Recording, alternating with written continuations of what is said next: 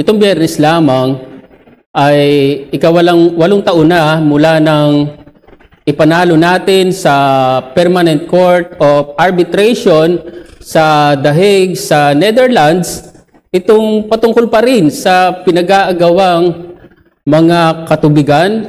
Ito ba'y South China Sea or West Philippine Sea? Yan ay noong July 12, 2016.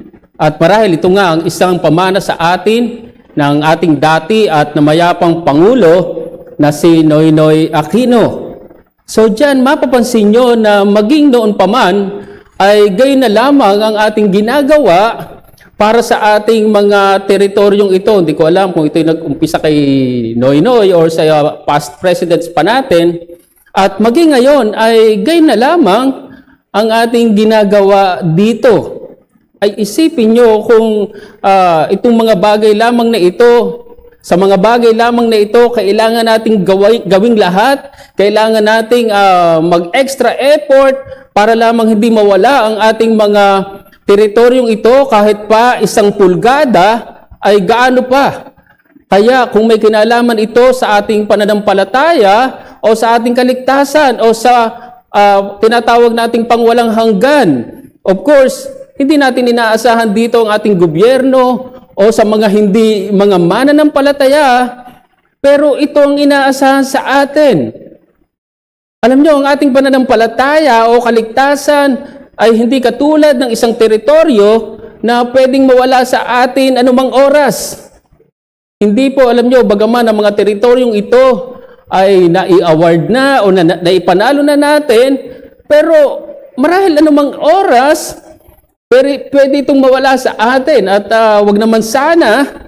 Pero yan ang dahilan kung bakit lahat ay ginagawa natin para ni 1 pulgada man ng mga teritoryong ito ay hindi mawala sa atin. Pero hindi ganyan ang ating pananampalataya. Hindi ganyan ang ating kaligtasan. Kaya masasabi natin na higit tayong may dahilan na gawin ang lahat sa bagay na ito at sa ating pagpapatuloy sa ating inumpisang serye nung nakaraang linggo. Muli ko kayong iniimbitahan na buksan ang inyong mga Biblia sa ikalawang sulat ni Pedro. Ang ating pinaka-teksto lamang ngayon ay sa unang bahagi ng talatang 6, pero hayaan niyong umpisahan natin yan mula sa talatang 1. Ikalawang sulat ni Pedro, kabanata 1, mula talatang 1 hanggang sa unang bahagi ng talatang 6. Ito po ang sinasabi ng salita ng Diyos. Si Simon Pedro, alipin at apostol ni Jesucristo, sa mga tumanggap ng mahalagang pananampalataya na gaya ng sa amin sa pamamagitan ng katuwiran ng ating Diyos at tagapagligtas na si Jesucristo, sumagana nawa sa inyo ang biyaya at kapayapaan sa pagkakilala sa Diyos at kay Jesus na Panginoon natin. Ipinagkaloob sa atin ang kanyang banal na kapangyarihan ang lahat ng mga bagay na kailangan sa buhay at pagiging makadiyos sa pamamagitan ng pagkakilala sa Kanya na tumawag sa atin sa Kanyang sariling kalwalatian at kabutihan.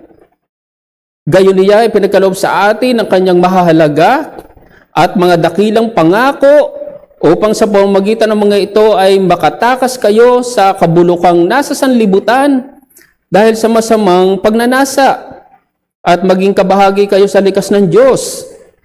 At dahil dito, gawin ninyo ang lahat ng inyong makakaya na tustusan ng inyong pananampalataya ng kabutihan, ang kabutihan ng kaalaman, ang kaalaman ng pagpipigil, ang pagpipigil ng pagtitiis. Ito nga yung ikalawang sulat ni Pedro sa mga mananampalataya na ayon sa kanyang unang sulat sa kabanata 1, talatang 1 ay para sa kanila na nangalat sa Ponto, Galacia, Cappadocia, Asia at Bithynia, Asia Minor noon, sa kasalukuyan ay Turkey. At sa panahon niyang ito, ayon na rin kay Pedro, siya ay malapit ng mamatay. Verses 13 to 14. At dahil dito, bago mangyari yun ay tiyak, yun ay pinahayag na sa kanya ng Panginoong Hesukristo mismo, siya ay nagpapaalala sa mga mananampalatayang ito. Grabing napakalaking puso ng pastor na ito, at ang napakagandang ang nais ipalala dito ni Pedro, marahil higit sa lahat, ay may kinalaman sa kanilang pananampalataya, may kinalaman sa kanilang kaligtasan. At kaugnay sa pananampalatayang ito, ipinakita na ito ay sa pamamagitan lamang ng katuwiran ng Diyos at tagapagligtas na si Hesukristo. Talatang 1 yan ang sinasabi. So, mapapansin nyo na pagdating sa ating pananampalataya o sa ating kaligtasan, wala tayong anumang bahagi o ambag dito. Yan ay malinaw na sa biyaya lamang ng ating Panginoong Hesukristo, at muli ito ay magandang paalala sa atin bilang mga mananampalataya. At ito ay maganda ring paalala sa mga wala pang pananampalataya kay Hesukristo. Gusto kong sabihin sa inyo na walang kaligtasan liban kay Hesukristo. Ibig sabihin, anumang pagsisikap ang inyong gawin, wala yung magagawa para matamo nyo ang kaligtasan. Yan ay kapos at kapos. Kaya muli, ang simpleng apela ko sa inyo ay ilagay ninyo ang inyong pagsisikap sa pananampalataya kay Hesukristo. Kung ang pag-uusapan ay kaligtasan, huwag kayong magsikap sa ibang paraan. Mabibigo kayo kung diyan nyo ilalagay ang inyong pagsisikap. Lahat ng pagsisikap gawin nyo para matamo nyo ang kaligtasan, at yan ay kay Hesukristo lamang. Pero sa mga ligtas na, dapat naman siyang magsikap na tustusan ang pananampalatayang yon. At ito ang malinaw na sinasabi dito ni Pedro. Matapos niyang sabihin ng patungkol sa pananampalataya, sinasabi niya, napakahalagang pananampalataya. Sinasabi pa ni Pedro ay pananampalatayang meron kami na katulad ninyo. Kung anong pananampalataya meron kami, ay iyan yung pananampalataya na nasa sa inyo. At sinabi niya na ipinagkaloob lahat ang mga bagay para sa buhay at para sa pagiging maka-Diyos. Pagdating sa talatang 5 ay sinasabi niya, at dahil dito, merong basihan. Sabi niya, at dahil dito ang lahat ng inyong makakaya, gawin niyo ang lahat ng inyong makakaya na tustusan ang inyong pananampalataya. Alam niyo yung sinasabi dito na tustusan ay, ang ginamit kasi sa English ay add. Sa ESV yata sustain, sa New King James ay add. Doon ko kinuha yung pinaka-Tagalog, idagdag. Napakasagana daw nun. Yung sinabing idagdag na yon, lahat ay gawin mo para tustusan yung iyong pananampalatayang yon. Hindi natin sinasabi dito na ito ay sa pamamagitan lang din natin. Hindi. Pero hindi ibig sabihin noon na wala tayong gagawin sa bagay na ito. Kaya ito yung aking mensahe, ang tumanggap ng mahalagang pananampalataya sa pamamagitan ni Hesukristo ay sisikap na tustusan ito ng mga biyaya. Ang tumanggap ng mahalagang pananampalataya sa pamamagitan ni Hesukristo ay nagsisikap na tustusan ito ng mga biyaya. Totoo na tayo ay naligtas sa pamamagitan ng biyaya. Walang usapin doon, walang question doon. Pero dapat ay tustusan mo iyon ng mga biyaya. From grace to graces. Alam nyo, tayo ay naligtas sa biyaya. Hanggang sa huli, biyaya pa rin yun. Pero wag nating alsin na yung kaligtasan na yun na tinanggap mo sa pamamagitan ng biyaya, dapat magbunga ng mga biyaya. At marahil alam nyo na, ang tinutukoy kong mga biyaya dito. At ang maganda nga sa ating pananampalataya, hindi natin ito tatanggapin pa.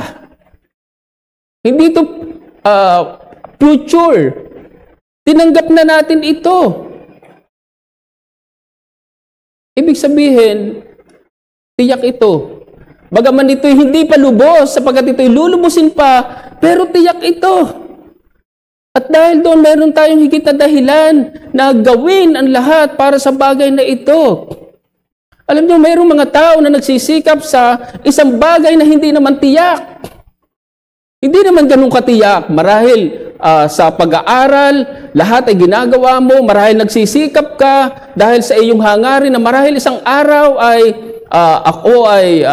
marahil gusto ko, tumanggap ako ng mga pagkilala, ng mga karangalan, at marahil isang araw ako gusto kong maging matagumpay. Walang masama doon. Pero gaano tayo nakatitiyak na sa kabila ng iyong pagsisikap, marahil sa isang estudyante, na ikaw ngay tatanggap ng karangalan, na ikaw ngay magiging matagumpay. Marahil malamang-lamang na, pero hindi tayo gaanong nakakatiyak ng lubos. Dahil sa kasalanan, dahil sa mga anomalya.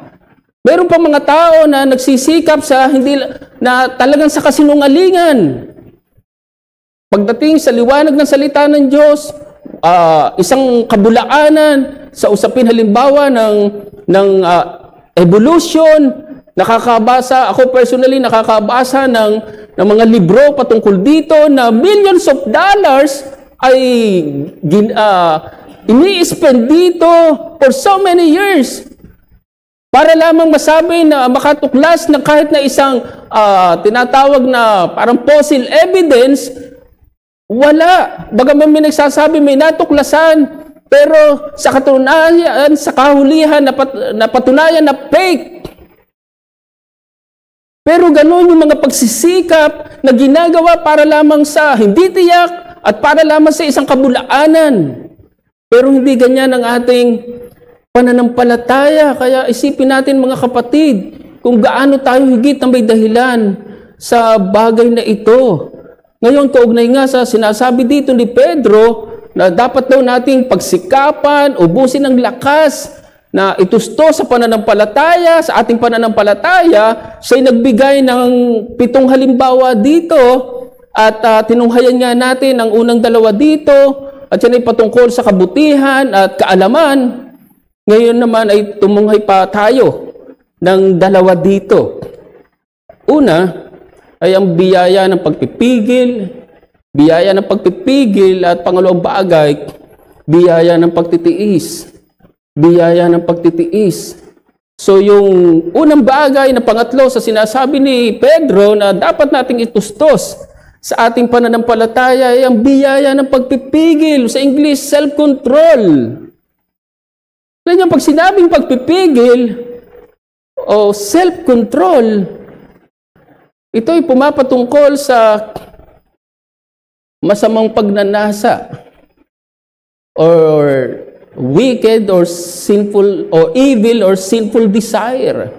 Dito usapin lang na pagpipigil sa galit. Hindi ba sama yun? Tama rin yun. Pero pag sinabing pagpipigil, sa English, self-control, kadalasan pumapatungkol ito sa mga masamang pagnanasa. At bagaman ito nga ay pwede rin pumatungkol sa kahirapan, sa mga ibang mga bagay na dapat mong kontrolin ang iyong sarili, pero ang mahalagang unang makita natin dito ay ito ay patungkol sa masamang pagnanasa. At dahil dito, kung ikaw ay nalalagay sa gantong sitwasyon, marahil natutokso ka sa isang bagay, sa isang tukso, napakahalaga ng pagpipigil. Napakahalaga ng self-control. So, ang pagkakaroon o ang pagiging malago sa biyaya ng pagpipigil ay naglalayo sa masamang pagnanasa. Ganun kahalaga ang biyayang ito sa buhay ng mga Kristiyano. Alam nyo, ang buhay natin ay umiinog sa masamang pagnanasa. Kahit pa tayong mga Kristiyano, huwag nating isipin na kung tayo ay mga Kristiyano na, ay malayo na tayo sa bagay na ito. Hindi, nagkakamali tayo. Totoo na hindi ito ang kalooban ng Diyos sa atin. Pero dahil tayo ay makasalanan pa, kung minsan itong umiiral sa atin. Hindi natin sinasabi dito na ito ay automatic na umiiral sa atin. Hindi po. Huwag rin tayong magkamali ng pag-unawa sa bagay na ito, sapagkat kung ganyan ang iyong kaisipan dito, ganyan ang iyong pangangatwiran, ay para bang ang tatanggapin mo na lamang na kasi umiiral talaga sa akin automatic siya. Hindi ganon. Tandaan natin na hindi tayo nilikha ng Diyos na parang robot. Tayo man ay binigyan ng Diyos ng sariling kaisipan, ng sariling pagpapasya. Kasama sa kanyang paglikha yun. Kaya nga kahit yung ating mga magulang, unang mga magulang ay responsable sa kanilang mga gawa. At ganyan tayo, responsable tayo sa ating mga aksyon. At kung minsan nga ganito ang nangyayari sa atin. Kung minsan ay ang umiiral sa atin ay ang ating mga sarili, ang ating mga sariling pagnanasa. Alam nyo, napakaganda ng bunga ng pagkatawag sa atin ng Diyos sa pamamagitan ng ating Panginoong Hesukristo. Yan ang sinabi sa ating binasa na talatang 3 hanggang 4. Muli, hayaan yung basahin ko. Ang sinasabi dito ni Pedro, ipinagkaloob sa atin ng kanyang banal na kapangyarihan ang lahat ng mga bagay na kailangan daw natin sa buhay na ito at sa pagiging makadiyos sa pamamagitan ng pagkakakilala sa Kanya na tumawag sa atin sa Kanyang sariling kalwalatian at kabutihan. Nagpatuloy pa si Pedro, sabi niya, gayon niya ipinagkaloob sa atin ang Kanyang mahahalaga at mga dakilang pangako upang sa pamamagitan ng mga ito ay makatakas daw tayo sa kabulukang nasa sanlibutan dahil sa atin raw masasamang pagnanasa at maging kabahagi kayo sa likas ng Diyos. Napakaganda na naging pagtawag sa atin ng Diyos pamamagitan ni Hesukristo. Kaya ipinapakita sa atin dito na dapat ay hindi umiral ang anumang uri ng masamang pagnanasa sa ating buhay. Pero ang problema nga, ito ang nangyayari sa atin kung minsan. Nabanggit ko sa inyo itong mga bulaang guro na tinutukoy dito ni Pedro. Nabanggit ko sa inyo na sila'y masasama. Sila'y mga immoral. Sila'y pinapatakbo ng kanilang mga masasamang pagnanasa. At malinaw yan sa pagpapatuloy dito ni Pedro sa kanyang sulat sa Kabanata 2. Talatang 10 hanggang 12. Pero hayaan nyo basahin ko yan mula sa talatang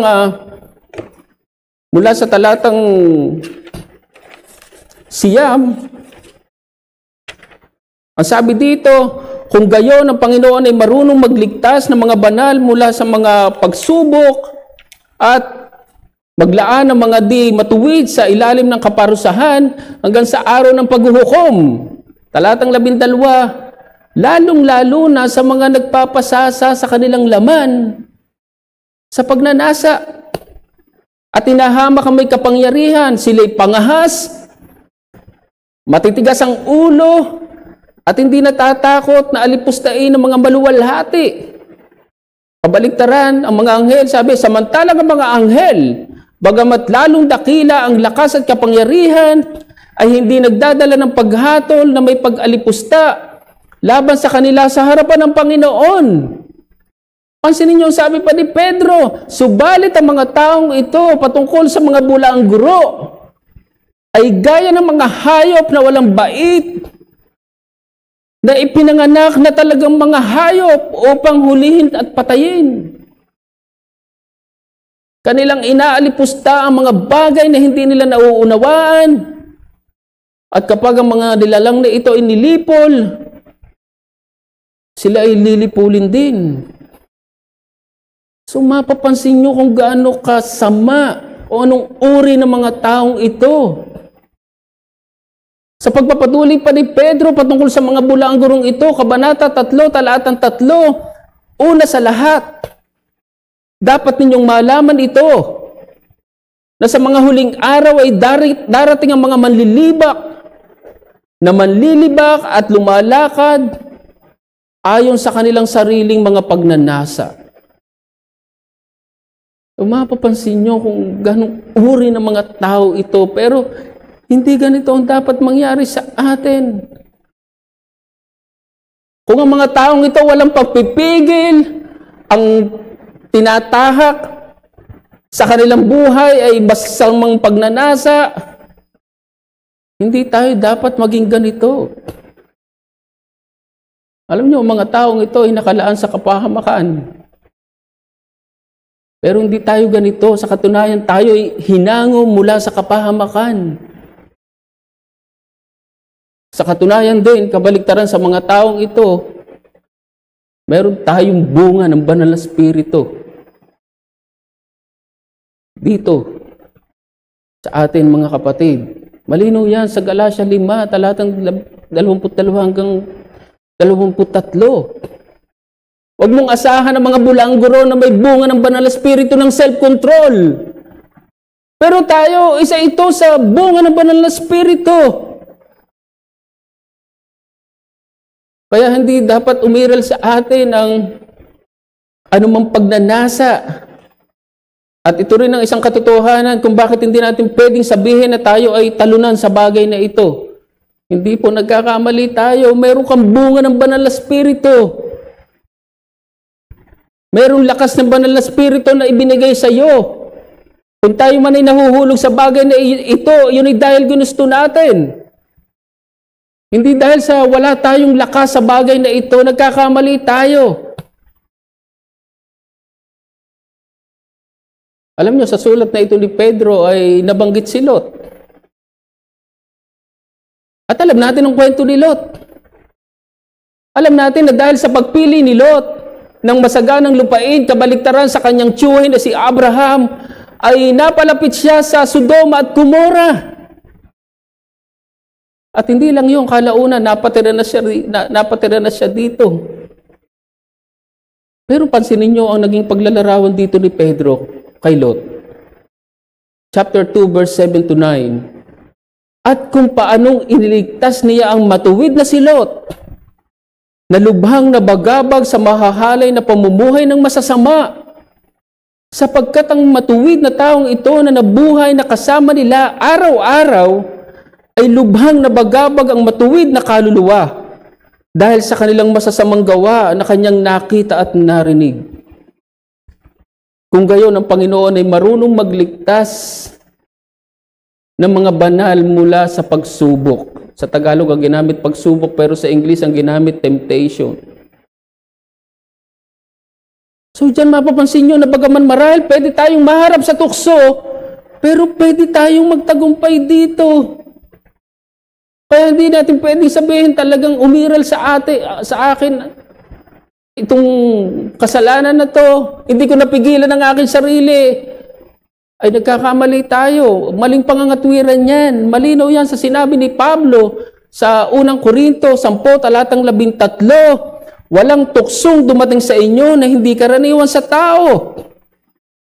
Subalit tapat ang Diyos na hindi niya ipapahintulot na kayo'y tuksuhin na higit sa inyong makakaya, kundi kalakip din ng tukso ay naglalaan ng pag-iwas upang ito inyong makayang tiisin. Grabing katiyakan meron tayo mga kapatid, kahit pa sa matinding tukso. Kaya huwag tayong magpalusot na parang wala tayong magawa sa bagay na ito. Iyan ay talo ng kaisipan ng mga Kristiyano. Totoo na kung minsan para tayong talunan. Naranasan nyo na ba yun mga kapatid? Naranasan ko na yan sa maraming pagkakataon na para akong talunan. Pero sa katotohanan, hindi tayo talunan. Parang lang. Sa isang sport, basketball man yan, volleyball, or boxing, hindi ko mo natatalo ka ay talunan ka na. Iba yung natatalo sa talunan. Sa katunayan, kung minsan nga, sinasabi nila na kahit na natalo, panalo pa rin. Ay, alam niyo kung sa sport ganon, sa isang, anumang sport ganon, paano pa tayo? Hindi ba nakakahigit tayo doon? Ang hamon ko ay, bilang nagtagumpay na, at iyon ay sa pamamagitan ni Hesukristo, matuto tayong pagtagumpayan ang masamang pagnanasa. Sa ibang salita, matuto tayong magpigil. Ang dahilan lang naman kung bakit pwede tayong mahulog sa tukso. Dahil ginusto natin yon, wala nang tanong doon. Hindi dahil sa nawalan ka ng pamigil. Nagkakamali ka. Mali ang ganyang pangangatwiran sa tukso sa kasalanan. Ako'y naniniwala na kaya na pagtagumpayan ni Lot ang tukso sa Sodoma at Gomora ay dahil meron siyang ginawa doon. Totoo na yun ay sa tulong ng Diyos. Chapter 2, verse 9, malinaw yun. Sinabi doon, kung gayon, ay ang Diyos daw ay makapagliligtas ng matuwid.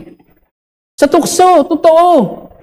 Hindi natin inaalis yun. Pero naniniwala din tayo na mayroong ginawa si Lot. Dahilan kung bakit ang paglalarawan ni Pedro ay nabagabag daw ang kaluluwa ng matuwid na to. Pag sinabing nabagabag, ay talagang hindi mo gusto yung nakikita mo araw at gabi.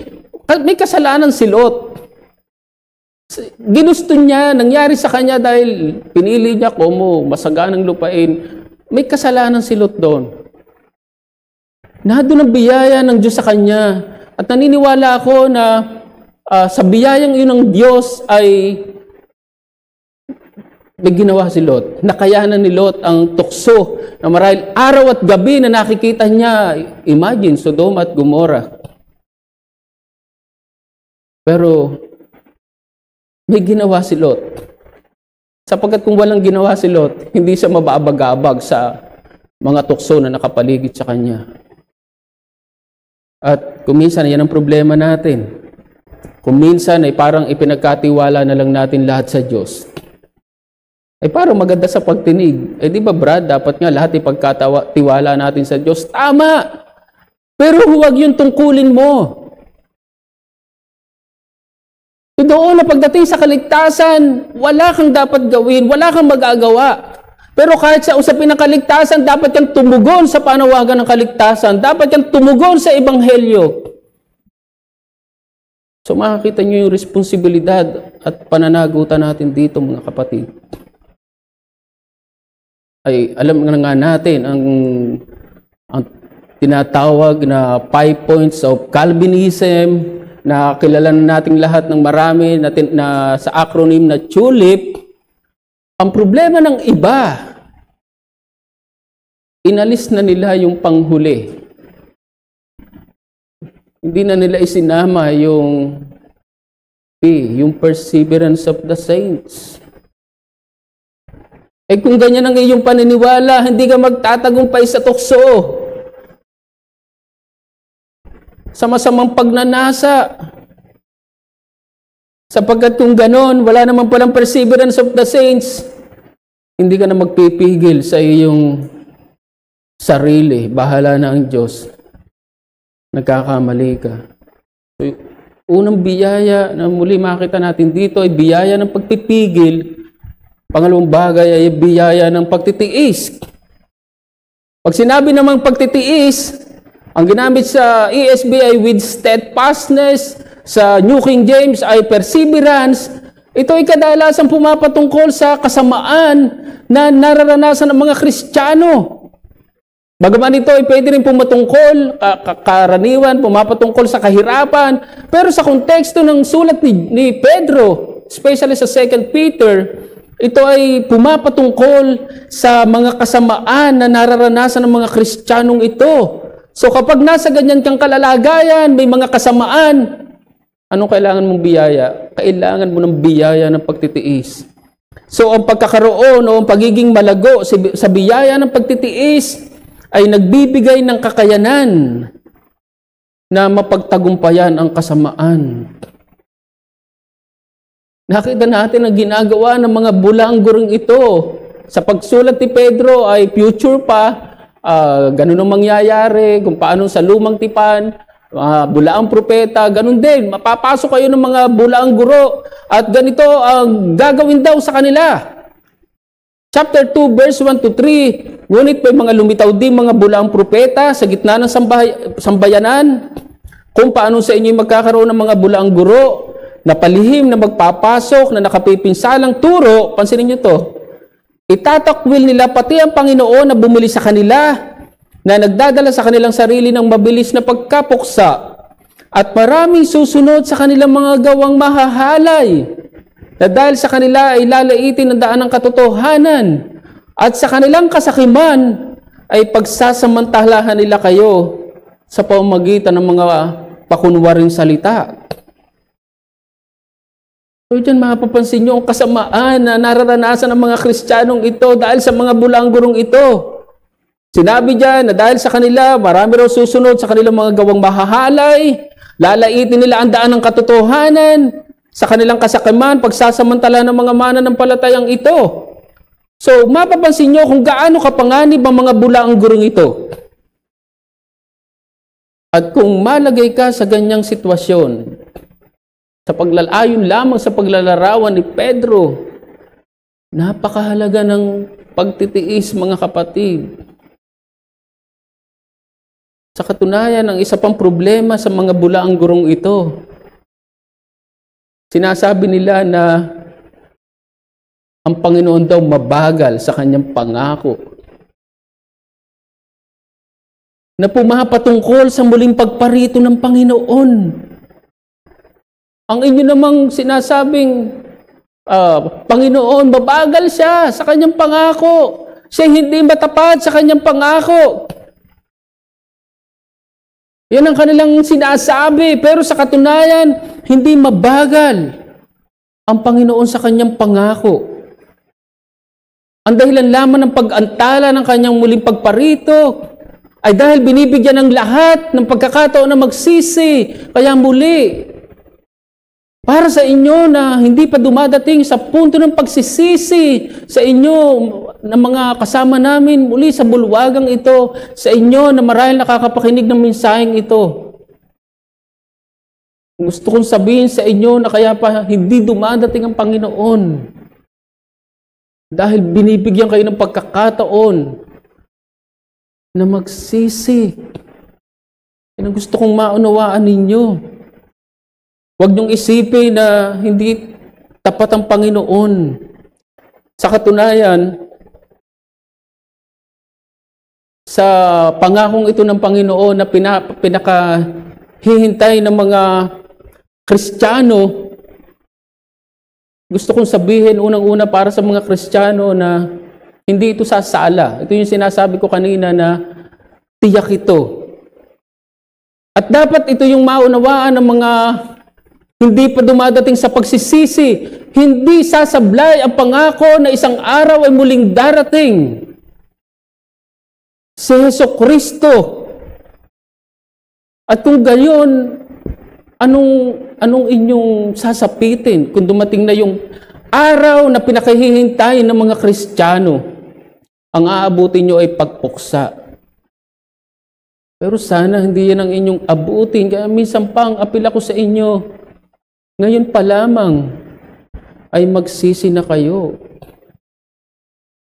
Pero para sa mga mananampalataya, ang hinihingi ay magtiis hanggang sa bumalik ang Panginoon. Alam niyo mga kapatid, may mga tao na gumagawa ng mga bagay, pagsisikap na walang katiyakan. Muli, ito yung isang bagay na gusto kong idiin sa atin. Tiyak ang ating kaligtasan, may kalubusan ang ating kaligtasan. Pero muli hanggat hindi pa nangyayari ito, nakakaranas tayo ng mga kasamaan mula sa mga taong walang pagkakakilala kay Hesukristo. At yun nga ay dahil sa ating pananampalataya. Kaya napakahalaga ng pagtitiis sa buhay ng mga Kristiyano. Sa huling pagkakataon sa mensaheng ito, nais kong banggitin yung sinabi dito ni Pedro na dahil daw sa kasamaan na nararanasan ng mga Kristiyanong ito, ay isa sa mga mararanasan ng mga Kristiyanong ito ay pagsasamantalahan daw sila. Malamang-lamang na ang tinutukoy dito ay huhut-hutan ang mga Kristiyanong ito. Ayun ay dahil sa kanilang kasakiman. Mga ganid ang mga taong ito at loobin ng Lord, bibigyan pa natin yan ng diin sa susunod na mensahe. Dahil sa kanilang kasakiman, pagsasamantalahan ng mga Kristiyanong ito. Kung ganoon, posible na mararanasan ng mga Kristiyanong ito yung paghihirap. Dahil sa pandaraya ng mga bulanggorong ito ay marahil huhut-hutan sila.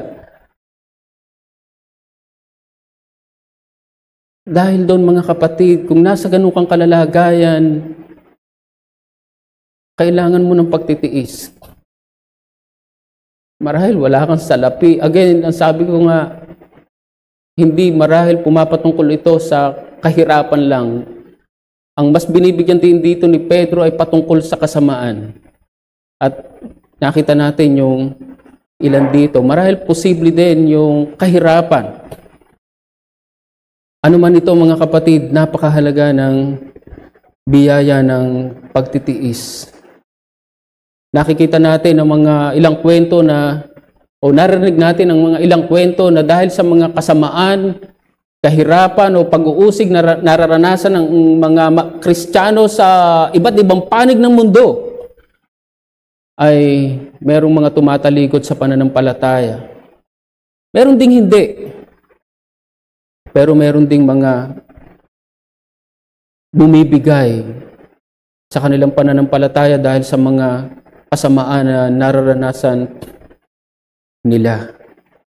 Ngunit hindi ito yung dapat mangyari sa atin. Muli sa larangan sa sport, sa sport na marathon or yung track and field, alam natin meron yung finish line. Pero bago mamarating yung finish line na yon, anong kailangan mong gawin? Kailangan mo yung takbuhin. Sa katunayan niya, ay hanggat maaari, bilisan mo ang takbo. Alam nyo, mayahalin tulad natin ang ating pananampalataya sa sport na marathon or track and field. Meron tayong kailangang pagdaanan, meron tayong kailangang pagtiisan. Subalit ito yung hamon ko, bilang may tinatanaw na pag-asa sa hinaharap, matuto tayo magtiis sa mga kasamaan sa kasulukuyan na ating nararanasan.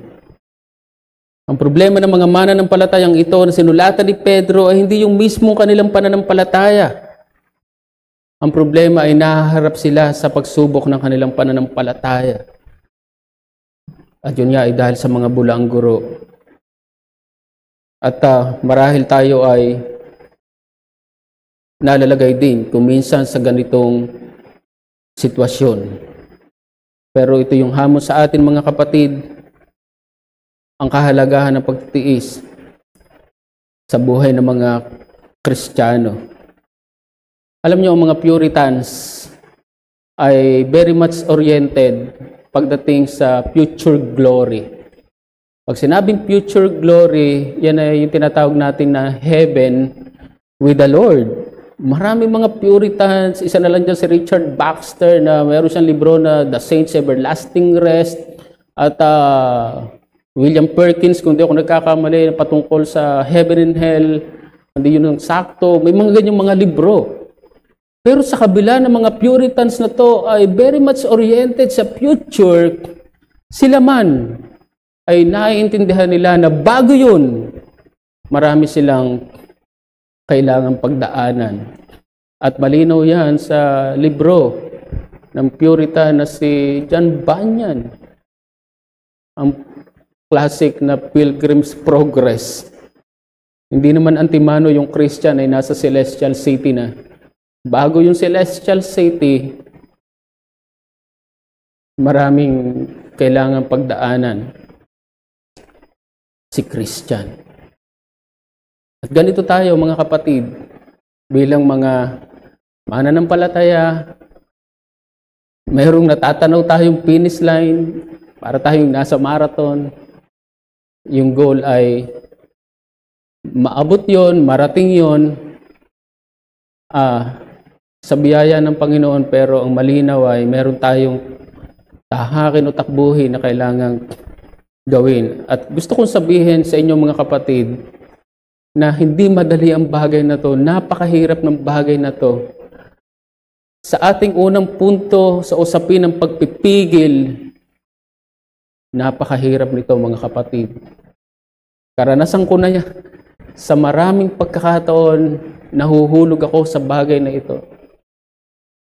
Maging sa pagtitiis, napakahirap.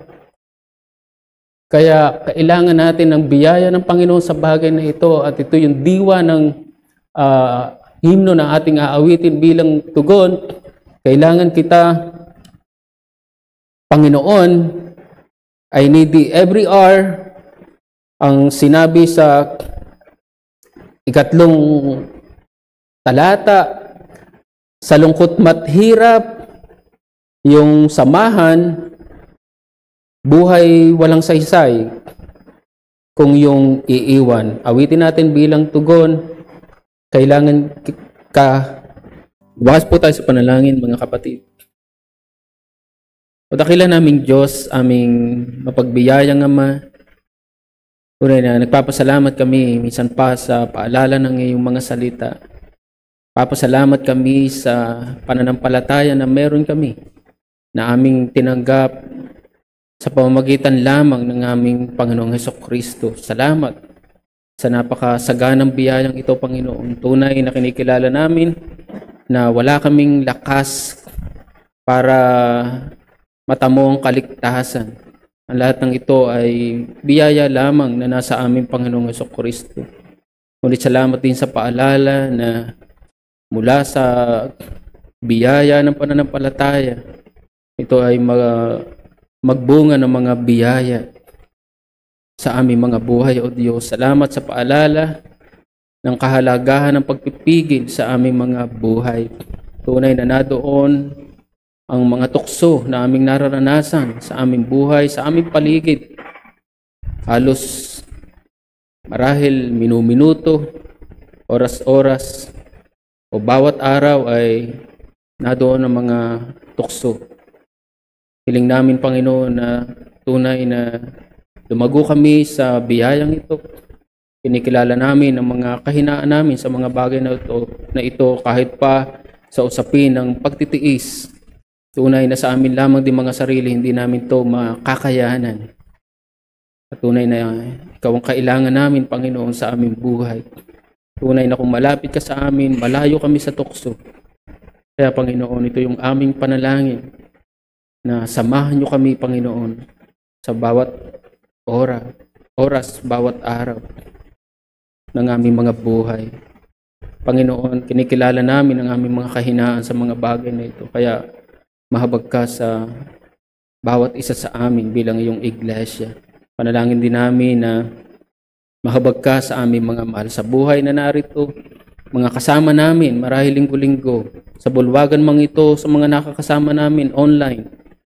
Nawa, O Diyos, ay makita nila na anumang pagsisikap ang kanilang gawin sa kanilang buhay, sila'y mabibigo na matamo ang kaligtasan. Kaya naway, mahabag ka din sa kanila.